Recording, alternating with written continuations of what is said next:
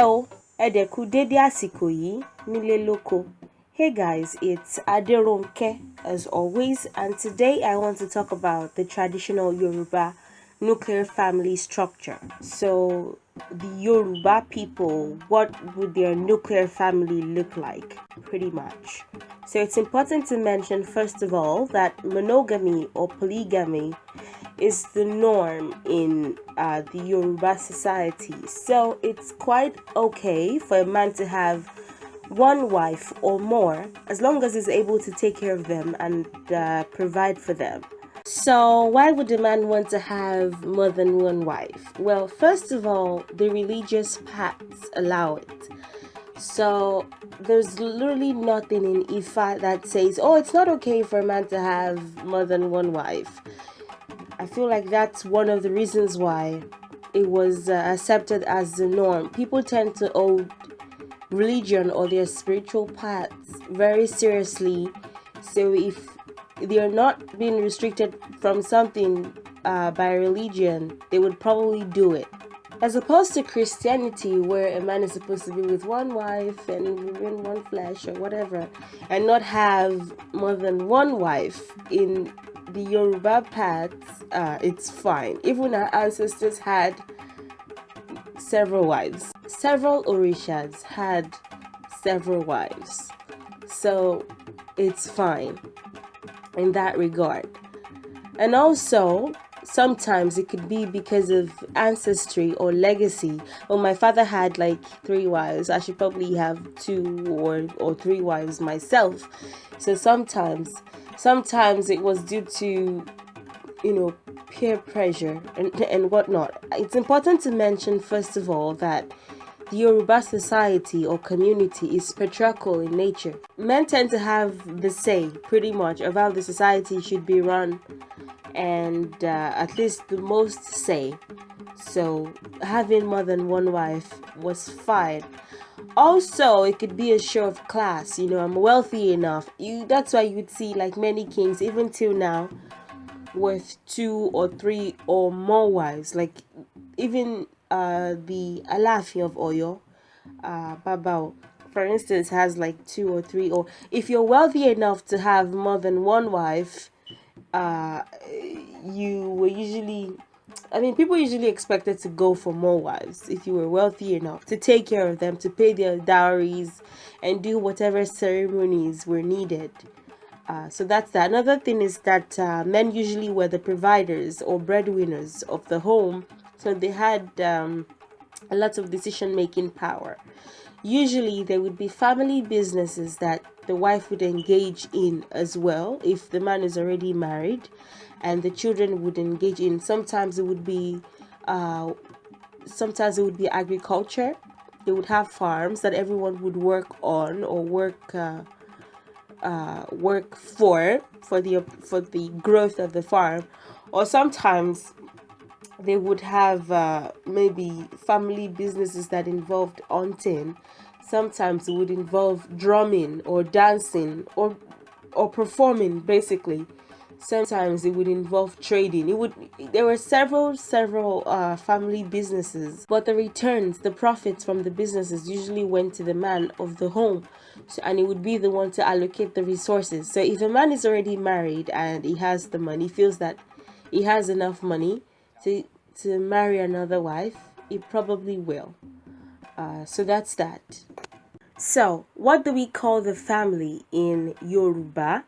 The family is called Ebi, and your family member would be called Molebi. Ebi is family, Molebi is family member. So if you say Molebi mi, you're saying my family member. Me, my is me in Yoruba. Oko mi, omo mi, my. Àpò mi, my bag. Tèmi is mine. Tèmi ni. Ta ló ní kíní? Who owns this stuff? It's mine. Tèmi ni. It's mine. Wa, ọkọ wa, ọmọ wa, ẹbí wa. Our family. Mọ̀lẹ́bí wa, our family member. Tiwa, ours. So, to talk about things in the plural form, you would often begin them with àwọn. So, let's say you want to say one child. Child is ọmọ. We'll get to that. But a child is ọmọ. If you want to say children, you will say àwọn ọmọ. A man is ọkùnrin. Ọkùnrin kan, or ọkùnrin is a man. Àwọn ọkùnrin is men. So, let's get right into family. First of all, we have ọmọdé. Ọmọdé is young. Àwọn ọmọdé, the young. Ọmọdé, a young person. Àgbàlagbà or àgbà is old. Àgbàlagbà. Àgbàlagbà ni mí. I'm an old person. Or I'm at least older than you that I'm talking to or referring to. Or àgbà ni mí, I'm old. Regarding gender or sex, obviously that would play a role into the family as well. Traditionally we have the male and the female genders. So ọkùnrin is male or man or boy, or you would refer to a man or a boy or a male as ọkùnrin. Ọkùnrin, obìnrin is a female or a girl or a woman. Ọkùnrin is a man. Obìnrin, ọkùnrin, obìnrin, ọkùnrin, obìnrin, female, ọkùnrin, male. However, we also have akọ and abo, but I'll get to those shortly. So akọ is male, abo is female. So abo and akọ are not just restricted to human beings. Like even chickens, akọ adìyẹ is a cock, for example. You're referring to, so if you say akọ, you're saying male, masculine, male. So even aside human beings, even animals are referred to as these adjectives are used for animals as well. Akọ, abo, male, female. It is only ọkùnrin and obìnrin that are restricted for human beings.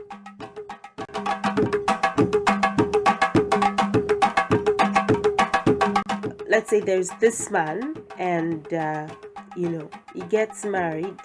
He lives is of age. He leaves his own parents' house and he decides to get married, and he does. It would be ọkọ. Ọkọ is husband or groom. Ọkọ me, my husband. Ọkọ, husband or groom. Let's say this is the woman or the lady that he gets married to.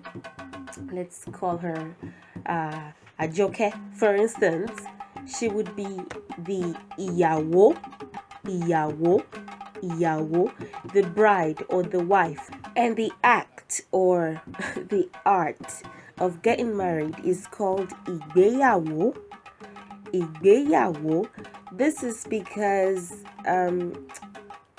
we usually ask for the bride from the wife's family, and they give the bride to the family that is requesting for a hand in marriage, and they pretty much support her, like literally pack her things and help her move to her husband's house. So it's the wife that goes to the husband's house. The house is called ilé, and the husband's house is called ilé ọkọ. My people would often say ilé ọkọ, ilé ẹ̀kọ́ ni, in the sense that it's sort of like a school in and of itself, the husband's house. Usually women would not have as much power as they had now they wouldn't really have that much say, especially when they're not the only wives. So they won't really have all the say, or at least not as much say as their husbands. So, and they have to deal with in-laws. Usually there would be one large compound that everyone would live in. There would be different houses.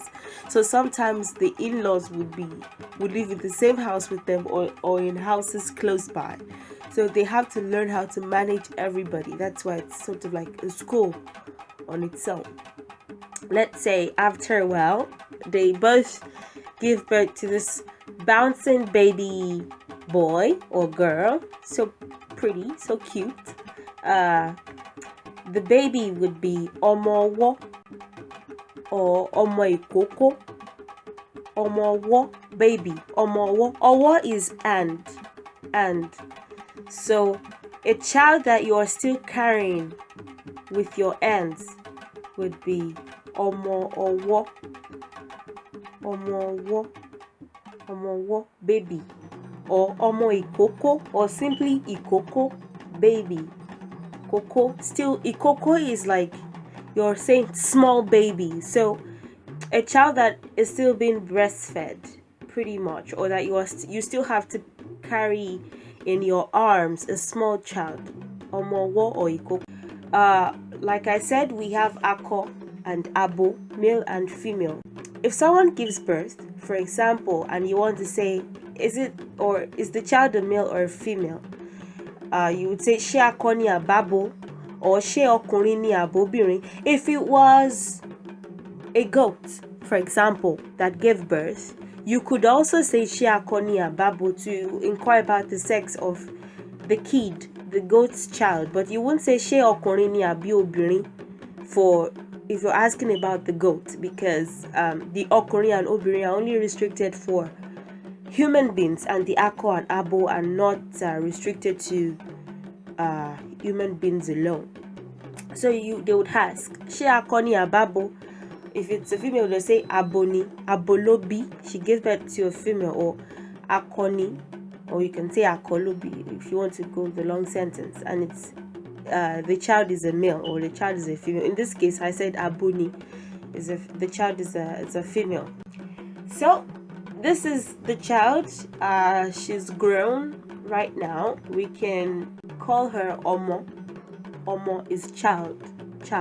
Children generally are called Omo, but the really small ones, the ones that I said you still have to carry with your hands, at the Omo Ikoko. However, even as a baby, even a child that has just been given birth, they will still be Omo. You don't necessarily have to call them Omo Ikoko. It is when you want to specify that you would say Omo Wo, Omo Ikoko. So children generally, whether they're 1 day old or 5,000 day old or like 5,000 years old, whatever, they're still children to their parents. They're still Omo.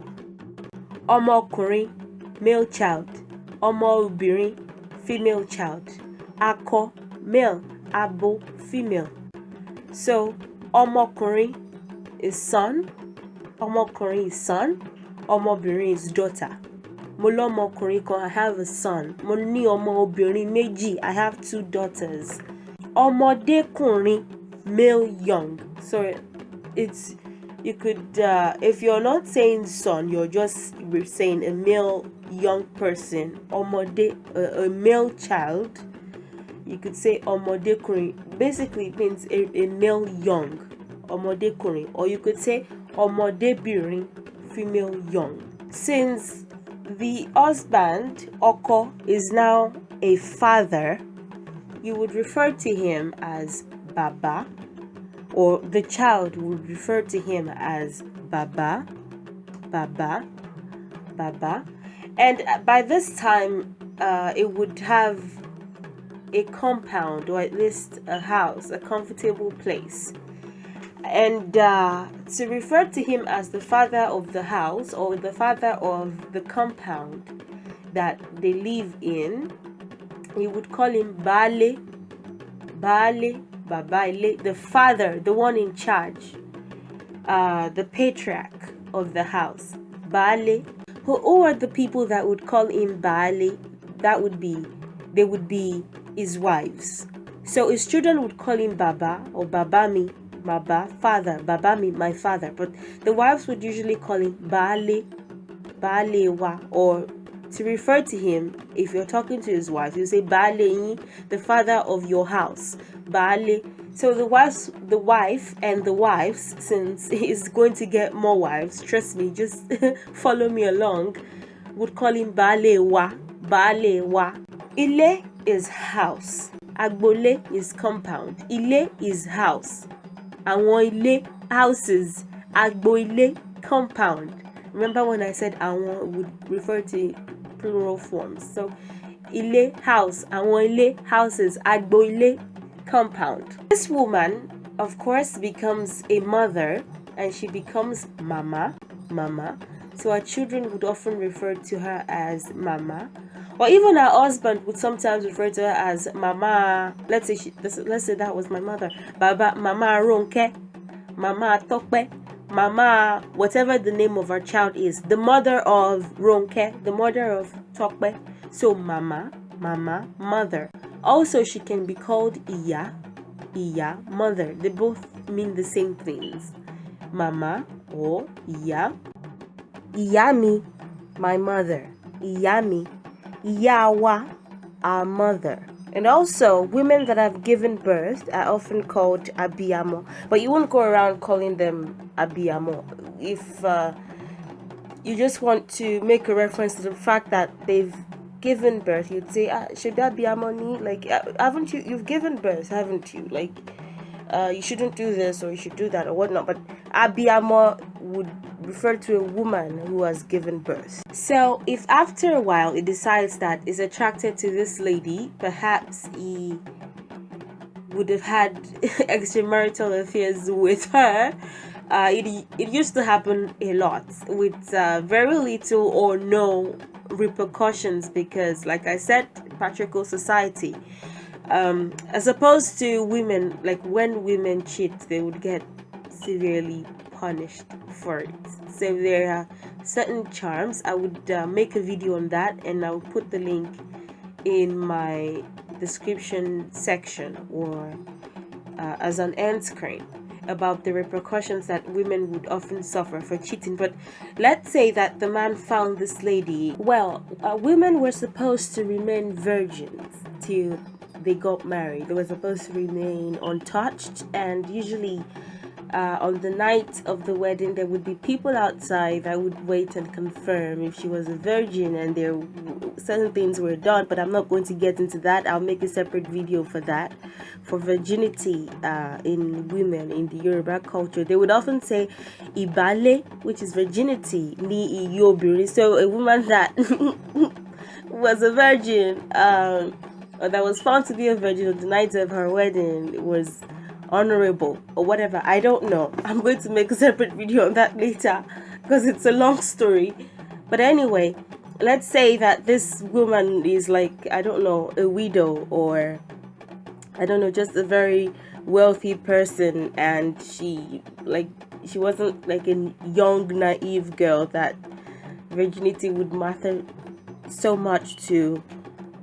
And the man found her attractive and he chose to marry her, and he did.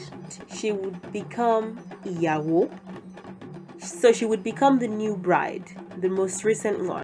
Iyawo, the younger wife or the most recent bride. Now, even if she's older than the man's first wife, she would still be Iyawo. She would still be referred to as Iyawo, younger wife, not necessarily younger in age, but usually the men would go for the younger ones. She would be called Iyawo, and after a while, and even the senior wife would refer to as Iyawo or Iyawomi, and the man would refer to her as Iyawo or Iyawomi as well. My wife, because she has not just become the wife of the man, she has now become the wife of the senior wife, the woman, her husband's first wife too. Mind you, this is still a nuclear family, so she would become a wife as well. So she would be Iyawo. And when she gives birth, she would be called Iya, whatever the name of her child is. So let's say she has a child after 2 years and the name of the child is Olalongpe. She will be called Iya Olalongpe, Olalongpe's mother. So the husband would refer to her as Iyawomi or Iya Olalongpe, and the senior wife would refer to her as Iyawomi or Iya Olalongpe as well. So this is the end of the part 1 of this video. The part 2 would be uploaded very soon, just almost immediately after I upload this one. So enjoy.